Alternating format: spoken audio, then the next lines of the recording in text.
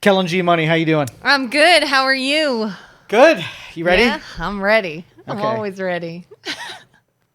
So we'll just we'll get to air our grievances a little bit, but first thing I want to talk about is the crisis industry, because I don't think we even really give it a name. It's like one of those topics everybody dances around because it's got sensitive parts to it, but that's one thing that we don't have is sensitive parts, and That's true. we don't. We don't. I was So gonna when I take say that somewhere, the but- crisis industry, what's first things that come to your mind? the crisis industry, Crisis industry. crisis, as in like a world crisis or like a local just crisis. Just crises in general. See, when I hear crises, my brain goes to like a medical emergency or Okay. like first responders or crisis in that realm. Okay. So, from a capitalism versus socialism, I'm usually a defender of capitalism because I believe in free markets. I believe in, putting good value into the marketplace, satisfying demands and whatnot. But this is one part of capitalism that I absolutely hate and I wish didn't exist. Okay. So I'll give you a couple examples of the crisis industry. Okay. Somebody gets into an accident and they get flyers from attorneys to represent them. So a crisis and an industry to serve that crisis, right? Mm-hmm. There's hail in a certain area, so everybody gets hail damage flyers, right? Yeah. Crisis of hail. Then you have somebody looking to capitalize on whatever crisis just happened, right? Yeah. And I sort of lump in that same thing, like the people who sell the poison and sell the cure. Like you have a pharmaceutical company that sells something that causes one issue, but they also sell the thing that fixes that issue. Convenient. Right? So you create the crisis.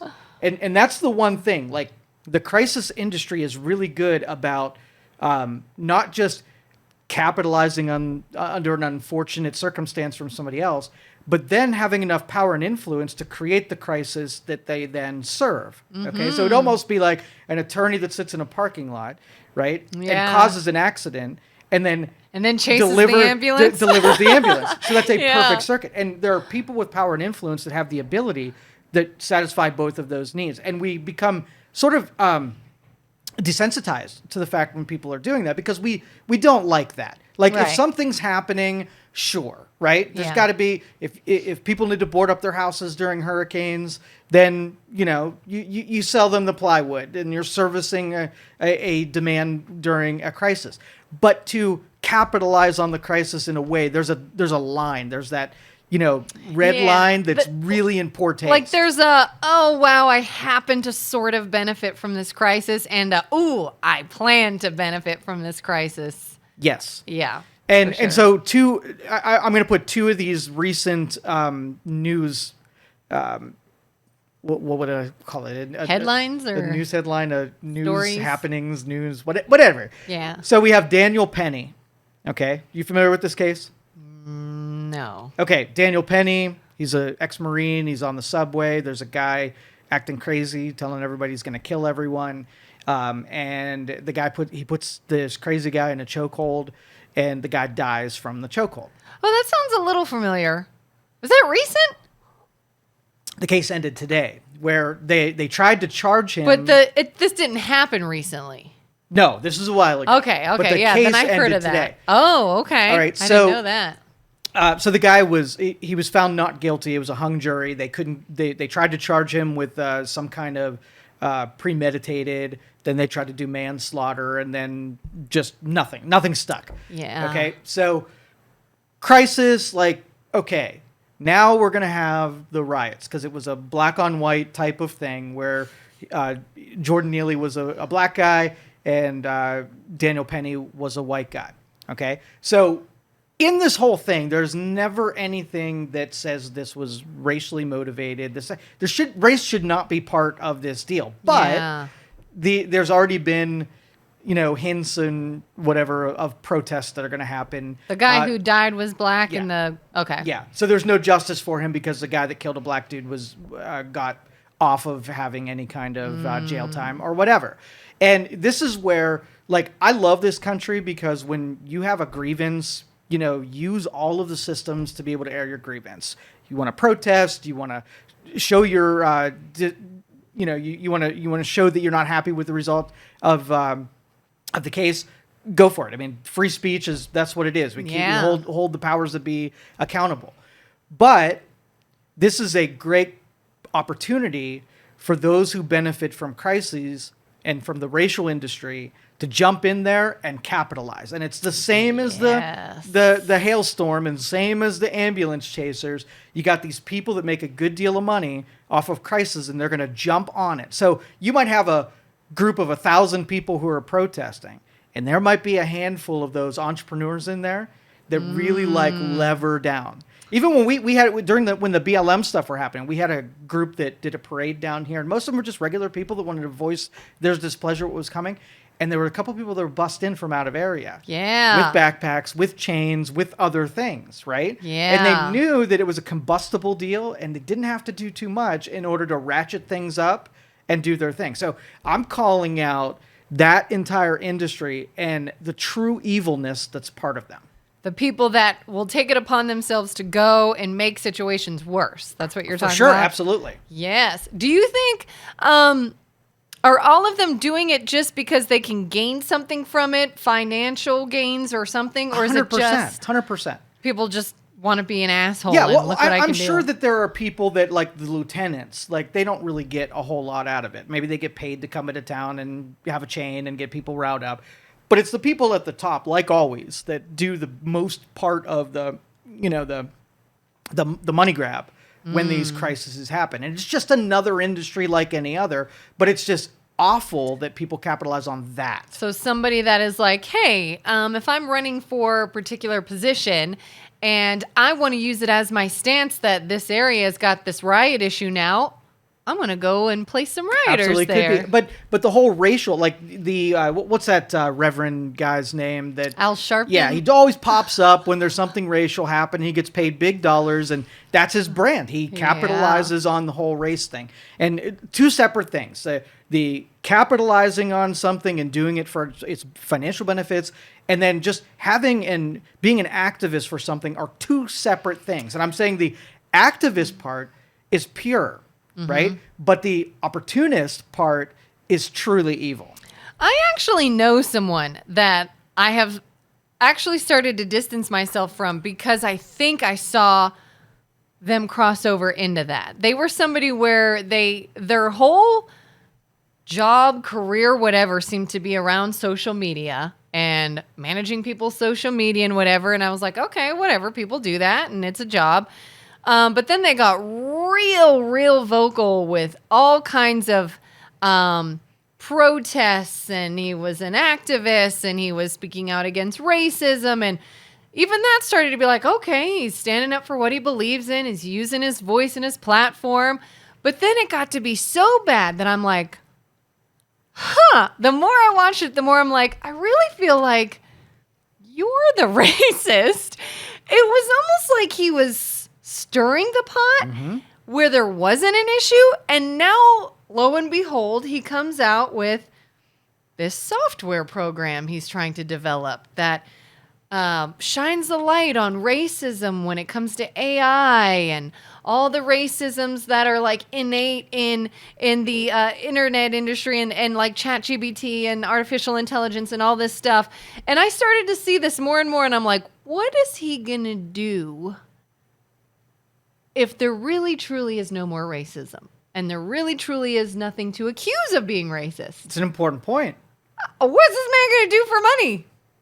So those hustlers, those people who are being opportunists for the race thing, they need it to be an issue, right? Just like CNN needs Trump to be financially relevant. They need racism, and if they have to create it or really push. I'm the biggest shit poster, right? Yeah. And even during this show, like there is we want people to think, right? We want to throw out a perspective that isn't popular to kind of push on status quo, to get you thinking.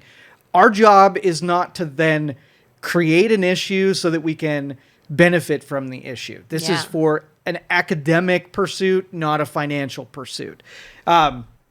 But let me use my other example, another news story that came out today. The guy that went after the pharmaceutical CEO, You Yeah, read so I about heard that? a little bit about that. Okay. Not a lot, but a little All right, bit. so gunned down. So somebody obviously with an axe to grind against the pharmaceutical industry. Or no, it's not a pharmaceutical. It's insurance. Yeah, he It was the insurance. CEO of was it United Healthcare or something? Yeah, Okay. United Healthcare. Okay. And so they gunned him down outside of a conference and whatever. And this is someone who had an axe to grind with their. So he knew who it was. It's Oh, yeah. not like he just No, killed and he was somebody. captured today, by the way. So Oh, so they got okay. him, and the response that the public gave is probably the most disheartening part of this, because there's only been 3 times in my life that I've watched people celebrate the death of someone or the almost death of someone, and that was Trump's Yeah. attempted assassination, and Yeah. so many people saying, "Why'd they miss?" kind of thing. Then you had this dude. There were some people celebrating because they don't like the insurance industry, and then Osama bin Laden. Those are only 3 in my lifetime that I watched people be like, death might be a good thing or execution might be a good thing. I'm trying to think if I've seen any other examples of it. But yeah, that's twisted for sure. That is. But that's how easy it is to rile people up and do exactly the wrong thing by cheering on death, cheering on, the hustlers. Yeah. And so that's how easy that industry has it right now. How hard would it be for me to get you pissed off at somebody, and then me figuring out a way that if I'm going to invest the time of shit posting and getting you riled up, that I'm going to financially benefit from your anger and outrage? Oh, yeah. I was just talking to somebody about this recently, too. We were talking about things that you see on the internet that somebody will post something and then somebody else posts a really mean or hypocritical comment, and it gets you fired up. And I'm like, don't comment on that post. Don't engage with the person that is clearly being a jerk, because you don't know if they're trying to get you to do that. That's They're exactly benefiting right. from So it. would you willingly play into the scam that is the crisis industry by getting upset and feeding into it? Because then that dominoes into other people getting upset, because most of this stuff is staged. They're either by our enemies in foreign countries or even those hustlers that want to see, get something going. Yeah. The rest of us, if we just stay out of it, it would fizzle out and it would die. Oh, and you see that everywhere. Like back in 2020, when we saw that everybody lost their minds over toilet paper, and then toilet paper was hard to come by.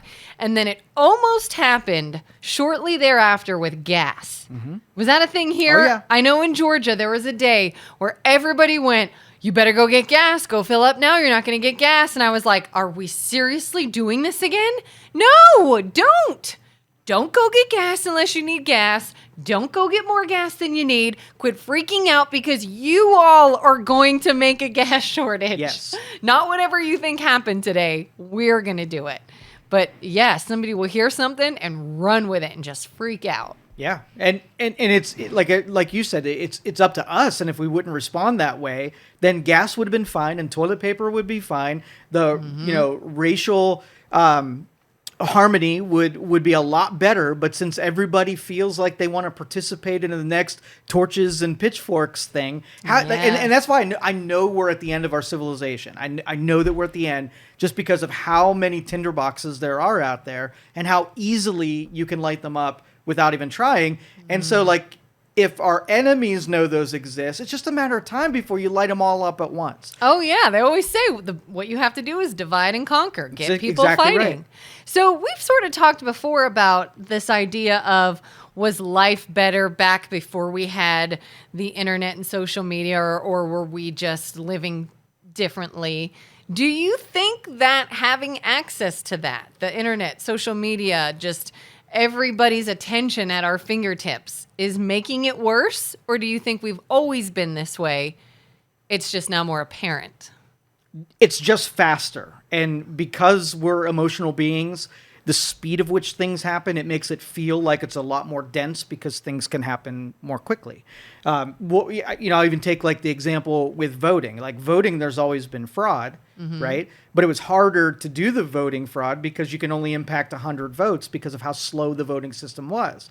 You start making it fast and putting bigger piles of votes and making it easier and whatever, and you can just affect more things at one time. So where you can affect social change and sort of like social activism very quickly on the positive side, that means that you can also affect it very easily on the negative side. So if we're good, wholesome people that do nothing but good stuff, then it's a blessing because we can make the world so much better and so, so much more optimistic. And if you're a bunch of bad people, the more bad people, they can just do their bad things at a speedier clip. And it's scary too, because now we don't even know, thanks to the internet, if it's legit or not. We didn't know that before either. That's true. True. We can just get hit with more of it, right? Mm-hmm. And it can be used as a weapon because of how fast it travels. Yeah. So back to the insurance example. So if you're a consumer, insurance company feels a lot evil what they do. Whenever you take an industry and you really break it down, you could pretty much take any industry and make them the villain, right? Just across the board. Everywhere from the attorneys that capitalize on the crisis in people's lives, like that's a little bit evil, right? Yeah. Or walking into the emergency room and being injured and they want to know where your insurance is, that feels a little evil. Yeah. The insurance thing this is probably the one that unseats us, right? This is the big one.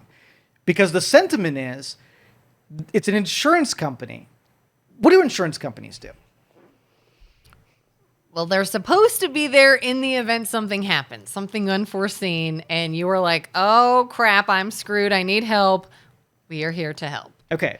And you pay for it. Yeah. So it's an actuary, right? Yeah. They take the percentage and possibility of something happening, and you pay them money. They're betting that the thing doesn't happen, and you're betting that it does happen. And if that event happens, then they cover you for that big thing, right? And so it has a spot. Like if you get into a accident and there's $1 million worth of damage, it's a very unlikely scenario, and you were willing to pay into it in case that thing that's unlikely to happen.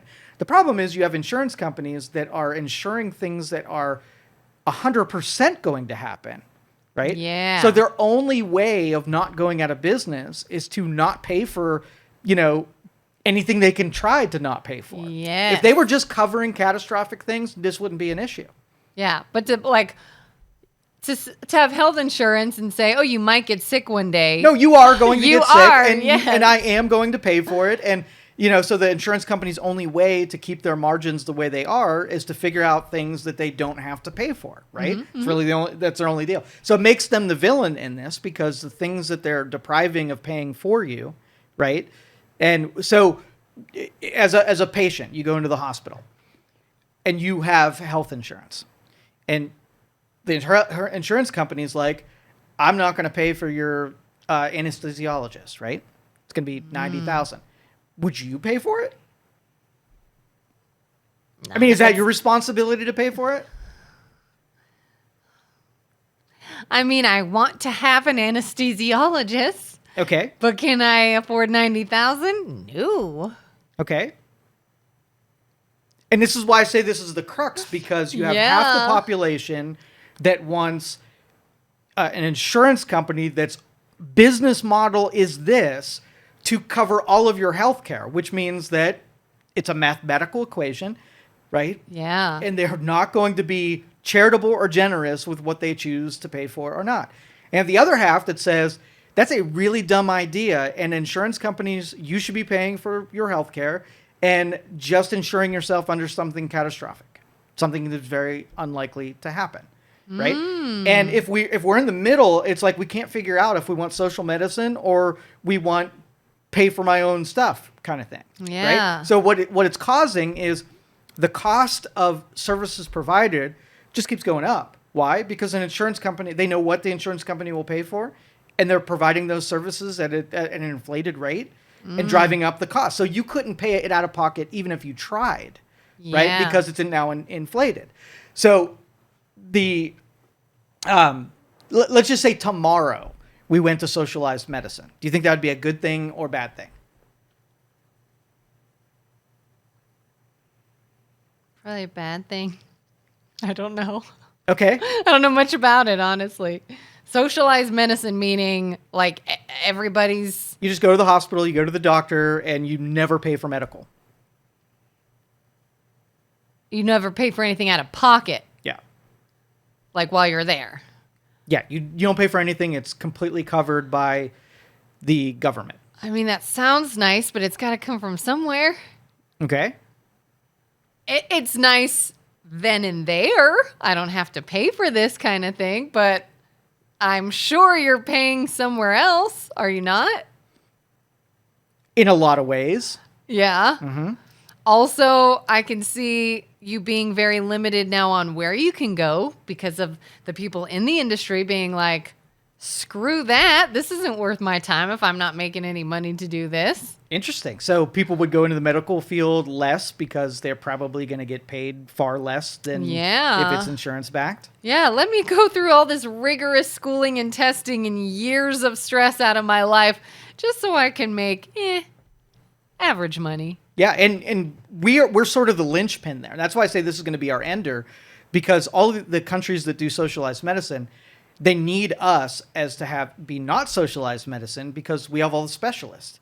So like when they're doing their regular socialized medicine and they need a heart specialist, since they don't grow them there because there's no money in it, they send them to the United States, where the ones that are high dollar stuff come to the United States. But if we stop growing heart specialists too, now it's going to have to come down to another country to do that really well, or we're just not going to have heart specialists to be able to provide into this. Same thing with pharmaceuticals. All the drug developments are for the profit side. So if we're developing the drugs, and because there's a profit incentive for the make, if you take the profit incentive off of drugs, now we're kind of stuck with the drugs that we have here. There's no incentive to develop new ones because you can't sell them for a high margin for a period of time. So we're needed for the rest of the socialized medicine world. And it drives me nuts when I hear people say that, all the other industrialized countries have socialized medicine. Why can't we figure it out?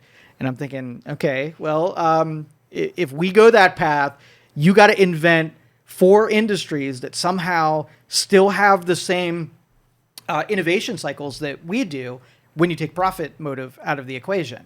And there might be a country out there that does it. Maybe Japan says, screw this, we'll become the next United States, and all the innovations will happen here. All the specialists will happen here. And now we've got healthcare that you said, where you have to pick what's covered.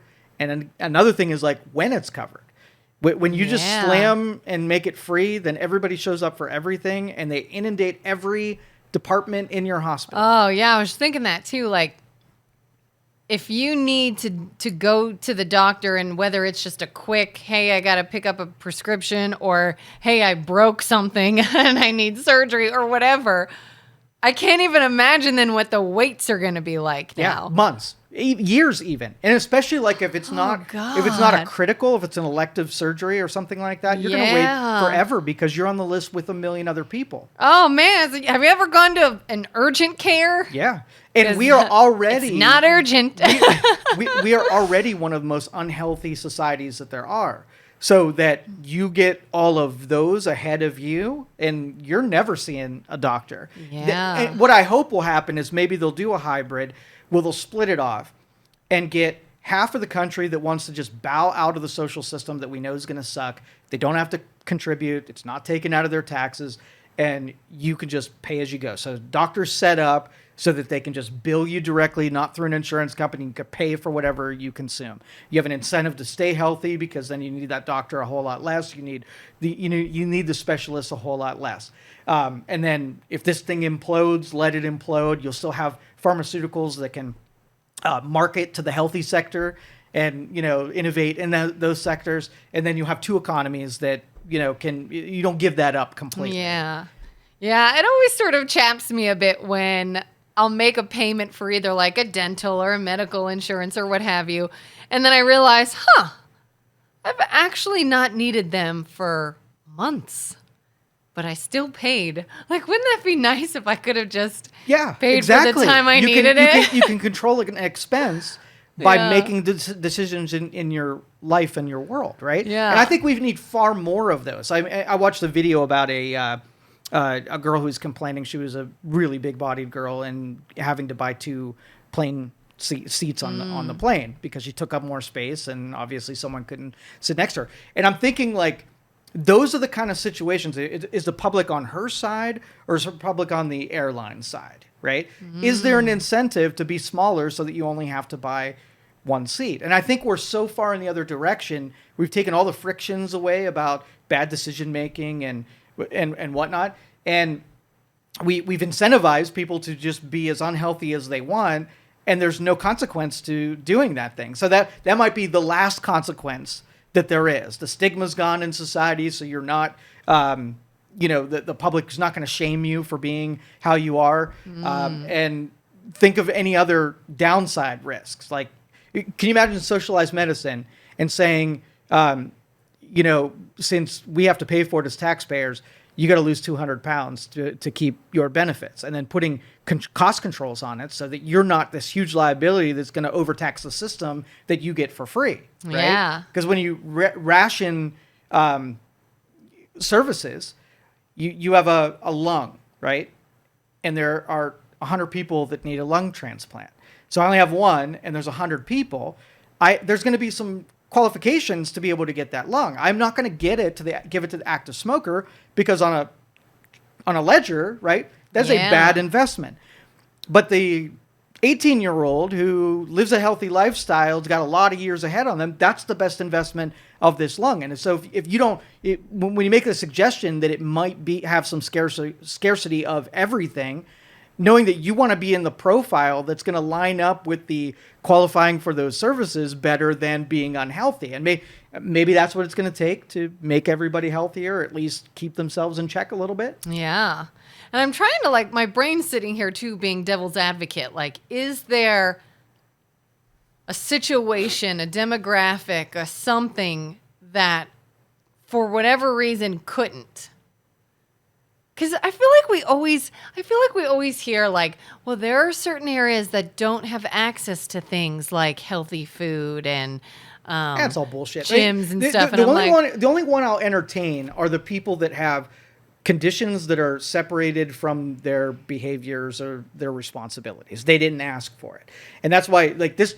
If you notice this theme when we talk about this, there's always a segment that's the exception, right? But becomes the argument for the rule. Right? If 90% of the people are unhealthy by choice, well, you can solve 90% of those chronic illnesses just based on healthier choices.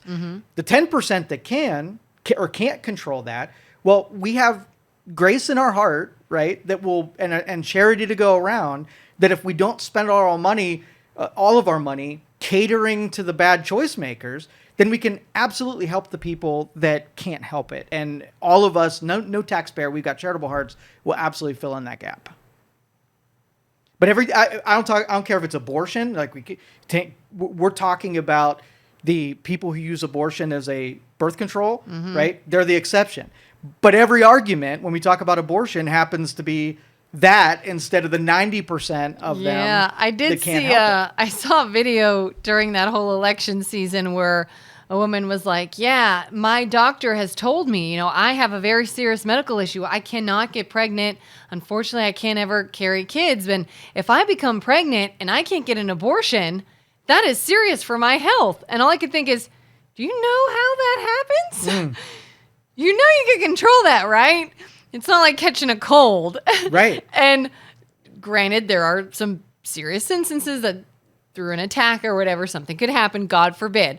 But I get the sense that's not what she means. Yeah. The simple, when we're talking about 0.0% of the issues that happen, again, we can make exceptions for circumstances that are out of the control of the individual. It does not have to apply to everyone. And just like I said, if you're chronically have an unhealthy streak where you don't exercise and you eat terribly and you just subscribe to every vice that there is, those are your choices, and that's the sum of those choices. And there aren't a lot of people who are saying, yeah, I want to be responsible for that. But if you're a taxpayer and you are funding that, your premiums that you're paying, right? When you have healthy self-control and whatever, you're buying the bad choices of the person that puts no time or energy into trying to stay healthy, and your premiums are going to that, and you're saying, wait a minute, this isn't fair. There should be an incentive to make good choices, not incentive to make bad choices. And in this formula, we are subsidizing poor choices. God, I think so many examples now, people I've talked to, and like all these unhealthy decisions they make. And I'm like, but why? Why don't you just do this? I don't. I don't. And I'm like, so continue then to make others make up for that. Yeah. And but just like we were talking about the crisis industry, you don't think that the people who sell the poison are also selling the cures and they're not connected? The people who benefit from people being chronically unhealthy don't want people to stay exactly in that vein of unhealth so they can continue serving that. Like, yeah. But it's everywhere. As long as that theme exists in every industry, it means that, we'll say in politics. Politics is the exact same thing. So you don't think that Democrats, if illegal aliens come in and start voting Democrat, that they're going to keep that flowing in so that they can create the poison and the cure? Like, they like that one. They'll keep it going all day and all night, right? Yeah. Oh, yeah, for sure. And it's anything. It's anywhere that they can see a benefit or a lot of influence is happening around here, then it's like, all right, that's where we're going to focus then. That's where we're going to inject ourselves. Yeah. And that's why this conversation is so important. And, we do a good bit of, in our family of companies and people who just have bad behaviors. We don't buy from them. We don't spend money with them. As soon as I know you're a bad actor, there's no way that I'm going to give you energy support. I starve you of all things, because there's other companies that are trying to make the world better and they're innovating and whatever, and they're not that poison and cure dealer. Oh, now I'm curious who your companies are. Oh, I have a list for sure. Do you want to share one? No, these are the kind of conversations that the people behind these are very powerful, and they will kick you into oblivion and make you shut up real quick. And I'm not about to play that. Okay, game. but I can see the list later. Maybe. Okay. Maybe. I've had family members that would boycott companies. They would hear something in the news they did. They don't agree with it. They would boycott it for a little while until they really needed something. And then they would break the boycott. Yeah, or it was inconvenient to go elsewhere. Then it's, oh, yeah, okay. Well, I guess they're not so bad. Oh, okay. Mm-hmm. Yeah, and so like if we kind of deconstruct the system and deconsolidate, split things up so that there are many more players in it, then you don't have the cigarette company and the anti-cancer drug owned by the same person who's going to be like, yep, sell more over here so I can sell more over here. That's the kind of stuff you get out of it. Hey, wasn't there something like that with, is it Michelin? Did we talk about this? Michelin tires. There is something called Michelin something with restaurants. What am I talking about? Do you know what I'm talking about? The Michelin Awards For restaurants. Yeah, they rate them 1 to 3 stars, and the Michelin Award is pretty prestigious in that industry. Which I have heard got started because the company needed a reason to sell more tires. And the way they got more tires sold is by encouraging people to travel. You got to go check out this restaurant. You got to go check out this place over in this town, in this state, and whatever. And that's why that restaurant has this Michelin award, because it was brought on by the tire company trying to sell more tires by getting people to travel. I don't know where I heard that, but I heard that somewhere. I mean, and that's why there's a dividing line where it starts going from marketing to manipulation, and that there's a line in there somewhere, and you know it when you see it. Does it make you feel weird that you needed to make a sale, so you invented an award? Is that more on the marketing side of things, or is that more on the manipulation side of things? If a guy buys all the diamond mines so that he can inflate the prices, is that manipulation, or is that good marketing? Like giving yourself an advantage through the leveraging of power, right? Is my understanding with the government's role in keeping sort of like corporations and business in check was to stop monopolizing and giving, if you found a conflict of interest where you're selling the cancer drug and the smokes, right? That's a conflict of interest, and there should be a if any regulate, and you don't hear me want to regulate people very often, but if that's your job, is to split up interests so that you're not the person making the law and buying the stock for the company that you just made a law on, that is a conflict of interest, and we all know it. Yeah, absolutely. I mean, you can't really be the person that is creating and enforcing some law or some restriction if you're also the one that is making the need for that or, affecting it. And yeah, absolutely. I've been seeing that a lot more and more too, is the conflict of interest.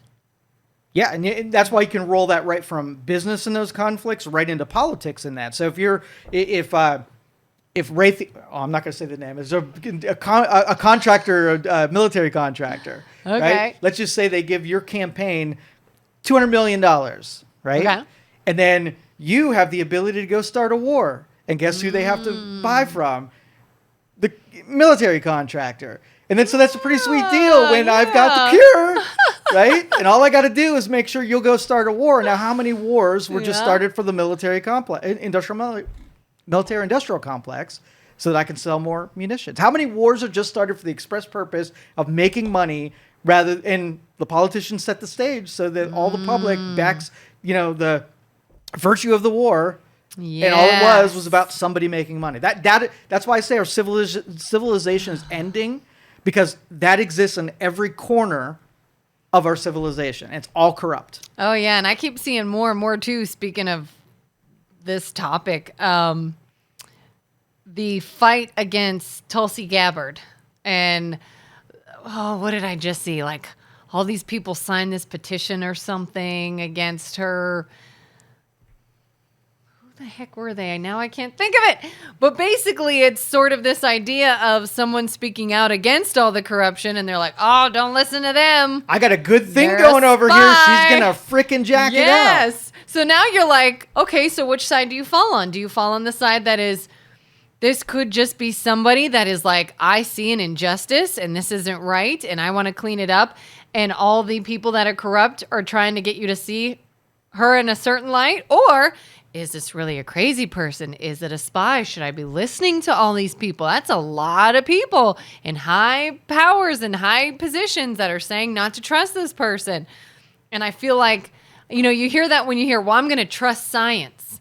Well, I'm going to trust the people that know. I'm going to trust the people that have been doing this. Can you, though? I don't think so. That's another topic, man. The science for purchase things, right? So if you're a researcher and you're not making a whole lot of money doing your published papers and whatnot, if you start publishing papers in a certain direction and people like your published papers, then they will buy your positive influence on those papers. Yeah. You could buy. If you talk to like somebody in litigation, you can buy an expert in any department that you want.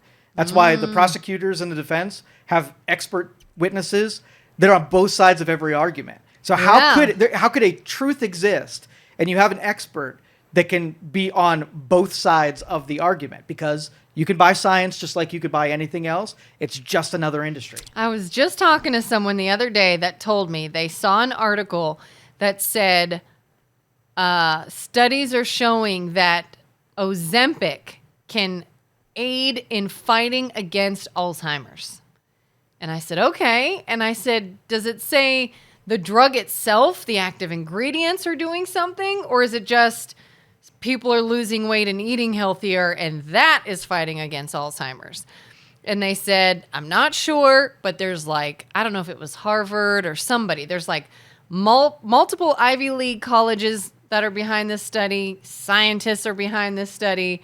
And they're like, I think it's something in the drug. And I said, well, that would be interesting to look at. Because one, again, is it the actual medicine in the drug doing it?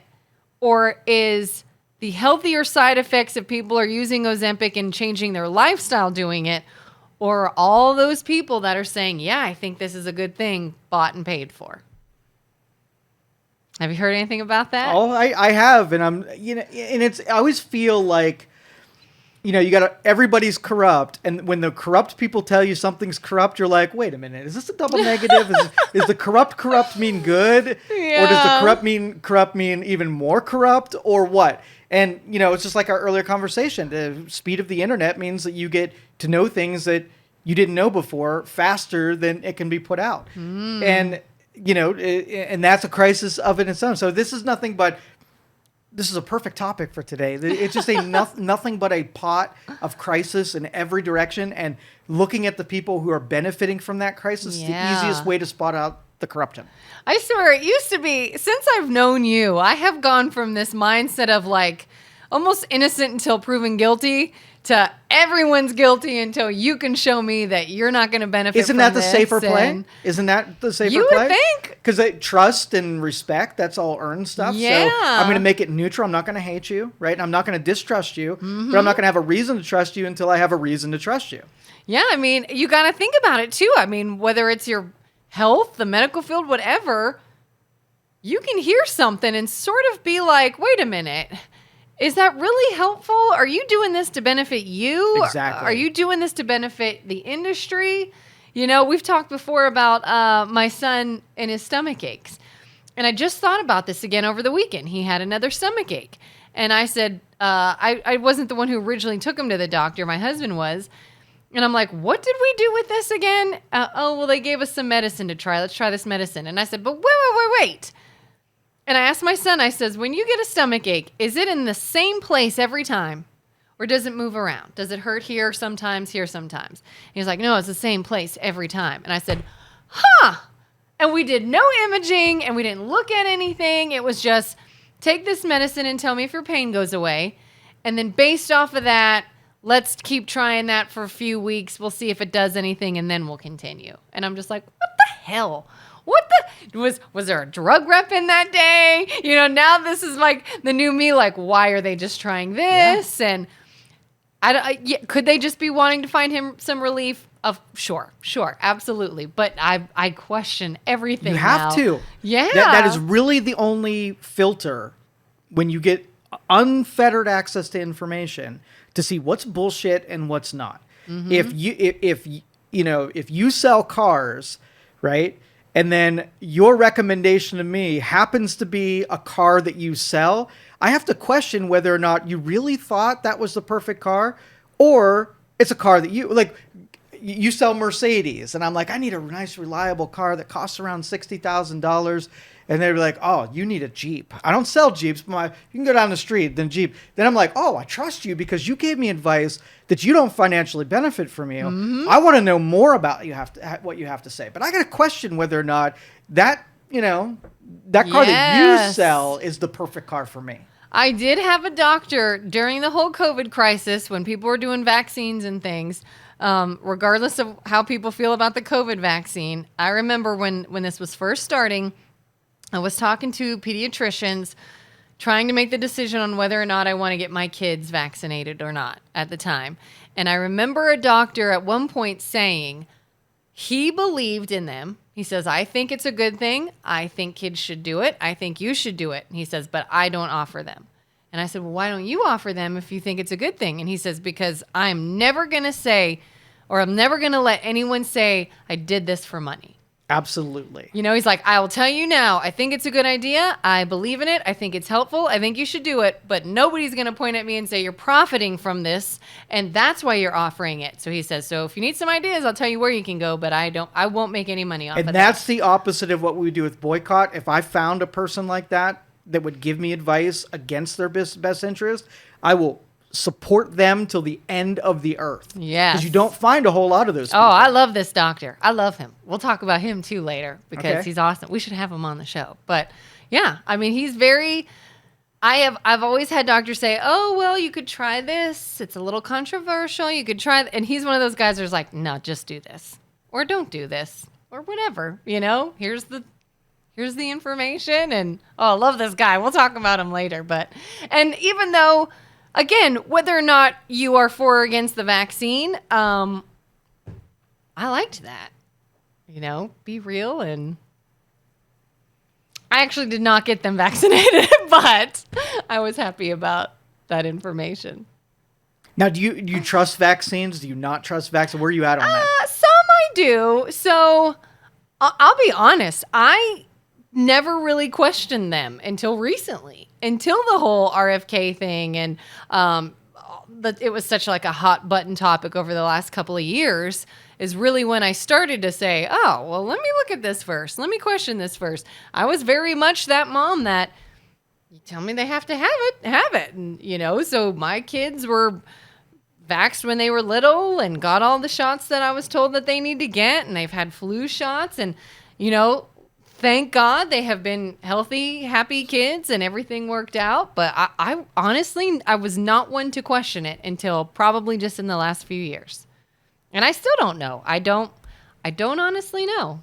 It's something that I have to keep hearing from different professionals. And then if I find a professional that says that they are for or against something, then I try to find one who has an opposite take. And then I see why. And do they benefit from it? Are they in a field that are benefiting from it? Or are they saying, I don't benefit from this in any way, but here's some information I found? Well, here's a good acid test for this. If something is said and those people are super quick on rebutting it, right? So if you're like, you know what? I want to see if it's raining outside.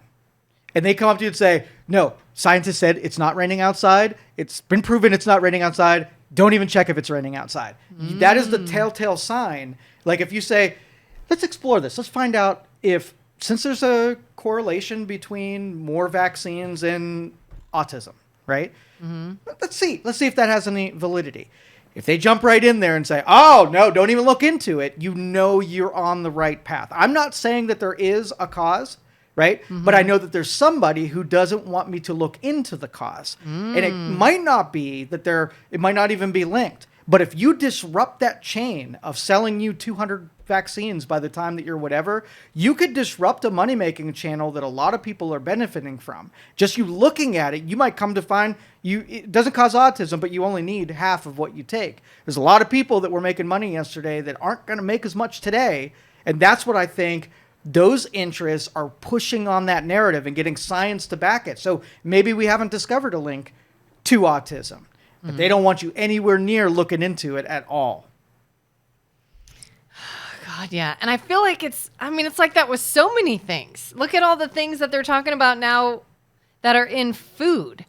And some of it I think is legit and some of it sounds scarier than it is. I wish I could think of the freaking product I just saw.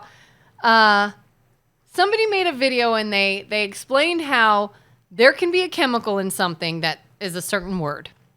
And then somebody will link it to a video where they find that same ingredient in like a cleanser or something. Oh my God, we can't eat this food. It has this in it. And someone's like, wait. Yes, that's the same word, but these are not the same things, yada, yada, yada. And so now it's like, well, I don't know what to believe because I'm told my food has all these poisons and all these dyes and all these harmful things. And they're chemicals that are found in other things. And that could be true, but to what extent is it true? There's so much info. And that's the thing. Like that is the beginning of an inquiry. It's not like the end, it's the very beginning. So if you've got something like, hey, we see this thing happening. Every time I do this, then this happens. Like they might not be connected at the end, but that is the origin of it. So either you have science that says, oh, let's jump on this and see if there is a connection. If they're quick to say, no, don't. No, we'll use climate change as a one of those crisis industries that we talked about, right? They really don't want you looking in to the numbers behind climate change, right? Because the way that it has to be defended kills a lot of money making and a lot of narrative that are really on a thin thread. Okay, so like I'm going to use absurd examples, but. Are you concerned about climate change first off? Because I don't want to offend you if that's the case. I don't have a strong opinion either way. Okay. So what do you know? Like, are we causing climate change? Are we contributing to climate change? Well, I mean, depending on the source, I've heard yes and I've heard no. Okay. I feel like it used to be, people said don't even use aerosol cans and you should carpool and you should recycle and do all these things because the humans are doing stuff. And then you hear, no, we're not affecting it. It's gases and all kinds of stuff. I don't know. I've heard so much different information that I just go, I don't know. What do we think today? Do we cause it today? Tomorrow we may not. At one point it was cows, I think, were causing global warming. And I don't know. Both of those are bullshit. Yeah. Okay? We're not causing it, right? We're a portion of it, right? And if we absolutely have nothing to do with it whatsoever, are we putting things into the atmosphere? Yeah.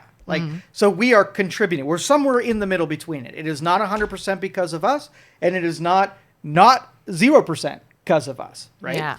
And so, okay, we got a starting point where we are contributing to it. And so all you can really ask is like, we have the lifestyle of being a human being and going to work and going shopping and enjoying yourself. We can't help but to make changes in every environment. Every room we walk into, we track mud in, we track bacterias in, and whatever. We can't help it. Us doing life, right, contributes to changing environments. It's just part of the deal. Now, it's the next step of what do you want to do? So let's just say you had a campsite, right? You're going camping and you walk up to a pristine campsite, and you're going to camp there for the weekend in your tent, right? So do you want to be reckless, cut everything down, pollute everything, make a mess, and leave it? No, that's ridiculous. Yeah. Do you want to leave it as pristine as possible Yeah. when you leave? Okay, now this is reasonable, right? Because it Yeah. appeals to us and how we would treat it. We don't want to leave garbage. We don't want to deface the trees. We don't want to light everything on fire. We want to escape it, having left it as little bit of an impact as we possibly can. Now, the people that say we're causing it want to take all of your living away. They want to say the only way that you can make it pristine is not go camping. And you're going to be like, well, what's the freaking point of being alive if you can't do the thing? Asking me to just be nice about it and considerate about it is reasonable. Ask me to not go camping is unreasonable. I'm not going to stop being a human being, right? Yeah. And so the real, absurd side of things are, I want to take everything away from you for the sake of the planet. No, F you. Like that's not realistic. right. Yeah. And I want to dump toxic sludge into your rivers. Also absurd. We don't want to do that portion as well, right? Yeah. And so like when you start doing the math and you think, okay, like let's roll it out in one direction. Let's just say we all decided that we were going to live in a tree. We weren't going to use any resources. We weren't going to put any gas and whatever. Do we stop it? Right? So I'm going to give up my entire life, sacrifice everything. Does global warming stop? Right? I don't think it does. Probably not. The portion that I was contributing to stop. So now we're going to have a negotiation with everybody else. Because now everybody has to make that sacrifice or nobody's going to make that sacrifice. Yeah. Would you put yourself at a disadvantage so that somebody else... Do you trust the person in Japan or China to make the sacrifice? Or since you're not doing it, they're going to take a double dose. Yeah. Right. So really what the ask is to disrupt the quality of life on your side and make a sacrifice. Probably not make any kind of impact. And somebody else is going to make a double dose having changed nothing. And you're at the end of the day going to have made the sacrifice looking around like, that wasn't fair. I was like all in on this. Why didn't everybody else join me? Yeah. So really the reasonable thing to ask is that let science be honest about what's really happening. Let some unbiased people make some recommendation outside of the things they're going to make money most on, right? And everybody just be considerate with the little plot of land that they have in their control. I often wonder, I swear it's like anytime we take out a huge load of garbage from our house, all I can think is how many people are on this earth and every day people are throwing out garbage. And where is this all going? And are we eventually going to run out of room? Or are there guidelines on like how things can be made so that it's, degrades over a certain amount of time? Or do you even know anything about that? Oh, yeah. That I can like stop worrying that. No, you need to worry because we are one of a barge product is that we outsource a lot of our garbage to poor countries.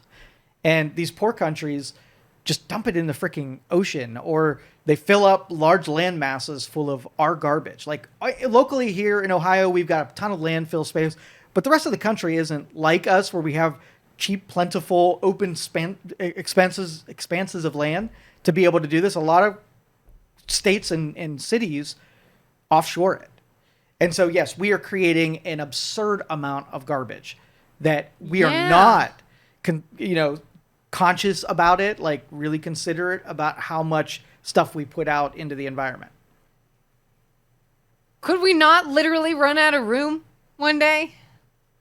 Like, where are we going to bury it all? With the types of products that we are creating in electronics and plastics and whatnot, we are really filling up that space, and it doesn't break down naturally. It lives for a really long time, and we're a consumer-driven, nation, and so we're not going to create any less of it. So the people who develop products, like I talked to a plastic manufacturer before, and I bought a machine that took plastic and it beaded it up, right? And then so it could be melted down and used. So if you separated the plastic out, you could actually get a raw material and sell it back to manufacturers. And I talked to a plastic company that did plastic extrusion, and they said, like, they tried for a little while when it was really hot about it, about environmentalism and recycled materials usage and whatever. And they were using maybe like 10% of their product. They were putting pellets back in that had been through the refining process. And it added so much expense that you couldn't get people to buy into it. Like, the person who was buying the product directly from them might have said, oh, yeah, that's a good idea. Let me put that on my marketing. And then will people show up and buy the product that costs more because it has the recycled material? And the answer was absolutely no. Yeah. So it was harder to work with, more expensive, and there wasn't a demand for the actual output. When it came down to the individual consumer making the sacrifice, now environmentalism isn't important anymore. Yeah. But it went somebody else, the other guy making the sacrifice, everybody's all on board with them making the sacrifice. And that's where we have the crux of it. We want to force other people to do something that we're unwilling to do. So if I was like, hey, we're running out of landfill space, what I want you to do is buy only things that you can compost, buy only plastics that you can reuse it and wash, and let's get your output down to a single bag per week. Right? Yeah, buy things that are made from recycled material. Exactly. And then what you're doing is then you're creating a demand for a product that manufacturers have been reluctant to sell because there's no demand for it. But if enough consumers get together and they buy the stuff, the manufacturers will switch over to that stuff because there's more money in it than making the materials that end up in a landfill or out to ocean. If we make it cheap, right? Mm-hmm. And we give the incentive part to just being inconsiderate, then we keep getting that behavior on the other side of it. So yeah, I'm all for things that are common sense that individuals can make sacrifices on. I am not all about the government telling the other guy, the guy that you hate, the billionaire, he's got to do something. You keep buying plastics and filling up the ocean, but let's go after the billionaire. Yay, yeah. Pitchfork. It's all his fault. Damn billionaires. Hate him.